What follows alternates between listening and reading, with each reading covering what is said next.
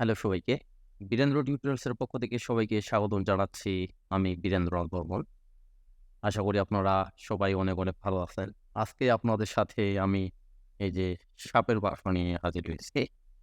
এগুলো দেখেন যে আপনার ক্যামেরাকে অথবা ক্যামেরার লেন্স অথবা ক্যামেরার ইকুইপমেন্ট যদি দীর্ঘদিন যাবত ইউজ করতে চান, সেক্ষেত্রে আপনাকে এই যে সাপের বাক্সগুলো এগুলো ইউজ করতে হবে।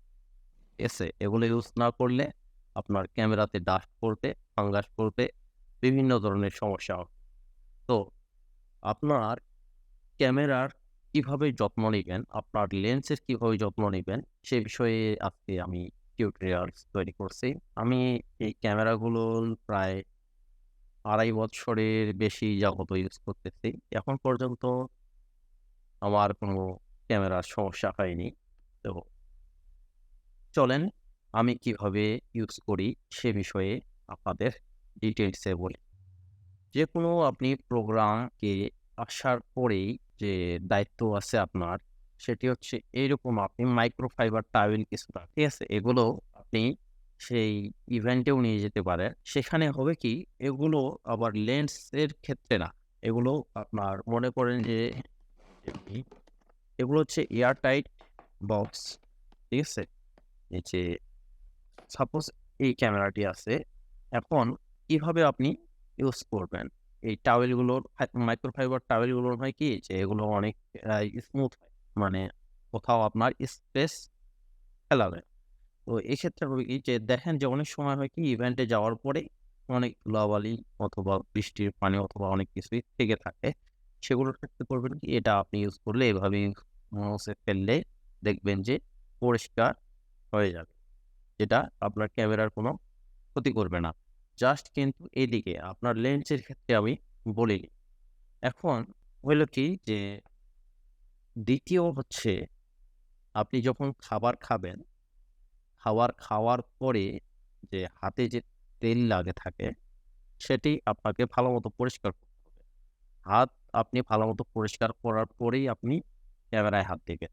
যদি হাত আপনার ঠিকভাবে পরিষ্কার না করেন, সেক্ষেত্রে হয় কি যে ক্যামেরাতে আপনার যে তৈলাক্ত যে হাতটি আছে, সেই হাত পরে এই যে গ্রিপগুলো যে আছে এগুলো খুব তাড়াতাড়ি নষ্ট হয়ে যাবে। এমনকি ময়লাও পড়বে। অনেকের আছে কি হাত ঘেমে যায়। হাত ঘেমে গেলে কি করবেন? হাত ঘেমে গেলে আপনাকে টিস্যু অথবা এরকম মাইক্রোফাইবার টাওয়েল ইউজ করতে হবে। হাত ঘেমে গেলেই আপনি হাত বারবার মুছবেন। মোছার পরেই আপনি ক্যামেরা হাতে নিবেন। সেক্ষেত্রে আপনার ক্যামেরা সেফ। ৩ নাম্বার টিপস হচ্ছে কি যে আমরা যখন ভিডিও করি এভাবে, ভিডিও করার পরেই যেটা সমস্যা হয় কি যে party spray, party spray use করে। তো যখনই দেখবেন যে কেউ পার্টি স্প্রে ইউজ করতেছে আপনি সাইডে থাকবেন। অনেক সময় সাইডে থাকার পরেও দেখেন যে হয় কি যে চলে আসে। পার্টি স্প্রে যখন আপনার লেন্সের উপর পড়ে তখন অনেক ক্ষতি হয়ে যায়। তো সেই ক্ষেত্রে সাথে, সাথে আপনাকে করতে হবে কি যে যদি আপনার ক্লিনিং কিট থাকে সেটা তো ভালো। যদি ক্লিনিং কিট না থাকে সেক্ষেত্রে করবেন কি, পকেট টিস্যু আপনাকে ইউজ করতে হবে। ঠিক আছে? পকেট টিস্যুটা হয় কি অনেক স্মুথ হয়।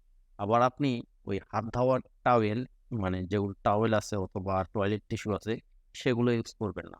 সেগুলো ইউজ করলে হয় কি যে স্ক্র্যাচ পড়ে যাবে। ৪ নাম্বার, আপনার সব যন্ত্রপাতি বাসায় আসার পরে আপনাকে পরিষ্কার করতে হবে। ১ম এ এই মাইক্রোফাইবার টাওয়েল পরিষ্কার, যেটা আগে ইউজ করেননি সেটা এইভাবে আপনি ধুলো অথবা ময়লাগুলো আপনি এভাবে পরিষ্কার করবেন।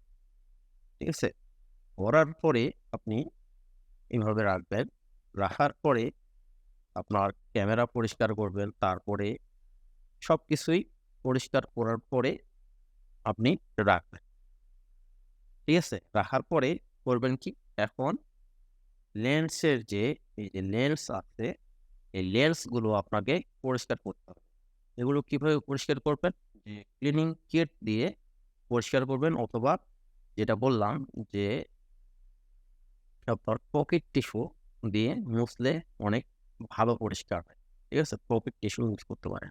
নাম্বার ৫ এ আসি কি যে ইভেন্ট থেকে আসার পরেই আপনাকে করতে হবে কি যে মেমোরি এবং ব্যাটারি এই দুটো জিনিসই আপনাকে বের করে মেমোরি এবং ব্যাটারি করবেন কি ক্যামেরা থেকে বের করার পরে ব্যাটারিগুলোকে যে আপনার যে ব্যাটারিগুলো আছে এই ব্যাটারিগুলোকে আপনাকে ফুল চার্জ দিয়ে রাখতে হবে।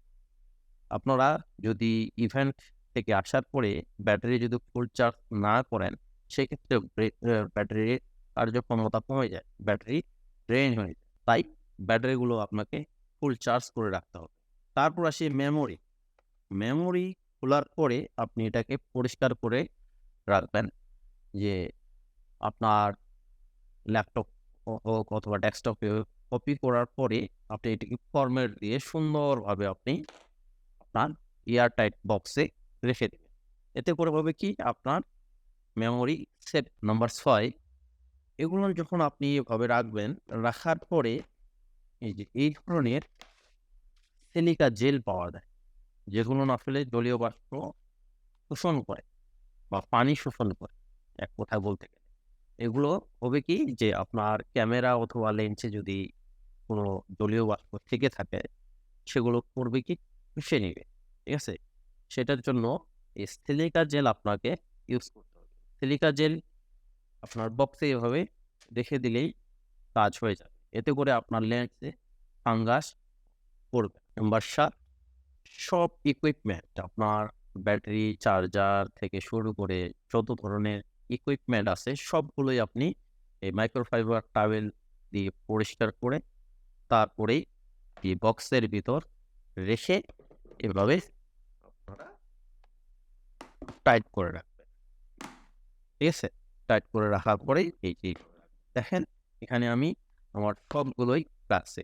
আপনার যদি একটি ক্যামেরা হয় সেক্ষেত্রে উপরেরটা দিয়ে হবে, ২ টি হলে নিচেরটা হবে। আবার যদি বেশি হয় সেক্ষেত্রে এরকম একটু বড় নিতে পারেন। তবে এই বড়টাতে হয় কি যে এটাতে এয়ার টাইট বলা হইলেও এটাতে এয়ার টাইট আসলে হচ্ছে না। এটা আমি কিনেছি অনেক ইকুইপমেন্ট রাখার জন্য। পরে দেখতেছি এটা আসলে এয়ার টাইট না। সবথেকে বেটার হচ্ছে এই ছোটটি। ছোটটি অনেক ভালো সাপোর্ট করে। তারপর এটি এভাবেই আমি ইউজ করতেছি। আপনার ক্যামেরাকে যদি দীর্ঘদিন ব্যবহার করতে চান তাহলে আমার এই টিপসটি ফলো করুন। ভিডিওটি ভালো লেগে থাকলে প্লিজ সাবস্ক্রাইব মাই চ্যানেল আর পাশে থাকা বেল আইকনটি প্রেস করে দিন যাতে করে নতুন ভিডিও আপলোড হওয়ার সাথে সাথেই নোটিফিকেশন পেয়ে থাকেন। ধন্যবাদ।